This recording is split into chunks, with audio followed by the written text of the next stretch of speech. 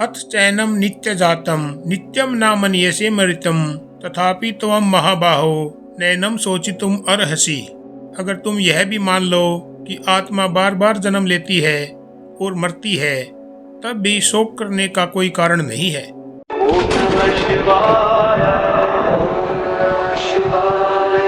मेरे सनातनी भाइयों और बहनों, आप सबको मेरा नमस्कार। हम श्रीमद् भगवत गीता के श्लोक दर श्लोक का अध्ययन कर रहे हैं और आज का श्लोक दूसरे अध्याय का 26वां श्लोक है, जहां अब कृष्ण एक बहुत ही व्यवहारिक बात कहते हैं।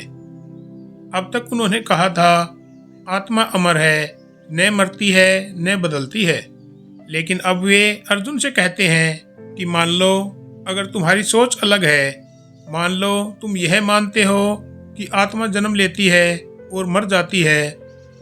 कृष्ण यहाँ दर्शन नहीं थोप रहे, वे कह रहे हैं चलो तुम्हारी ही मान्यता से बात करते हैं। और फिर भी वे कहते हैं तब भी शोक करना उचित नहीं है। क्यों? क्योंकि अगर कोई चीज हर बार जन्म लेती है और हर बार मरती है तो यह एक प्राकृतिक प्रक्रिया हुई, और जो प्राकृतिक है उस पर रोना मन की कमजोरी है। आज हम किस पर सबसे ज्यादा दुखी होते हैं? रिश्ते बदल गए, लोग दूर हो गए, उम्र बढ़ गई या शरीर कमजोर हो गया, लेकिन ये सब तो होना ही है। अगर कुछ बदल रहा है तो उसका बदलना ही उसका स्वभाव है। कृष्ण यहाँ एक बहुत बड़ा रहस्य खोलते हैं कि दुख का कारण मृत्यु नहीं है, दुख का कारण अपेक्षा है। हम चाहते हैं कि जो है वैसा ही बना रहे, या जो मिला है वह कभी जाए नहीं, लेकिन जीवन ऐसा नहीं है। अगर तुम यह मानते हो कि सब कुछ बदलता है तो फिर बदलने पर रोना क्यों? और अगर तुम यह मानते हो कि कुछ नहीं बदलता, यानी आत्मा अमर है, तो फिर रोना क्यों? इन दोनों ही स्थितियों में शोक का कोई आधार नहीं बचता। यही कृष्ण की बुद्धि है।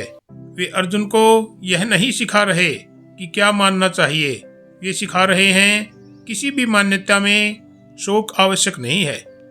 आज का मनुष्य हर समय किसी न किसी डर में जी रहा है। भविष्य का डर, खोने का डर या बदलने का डर।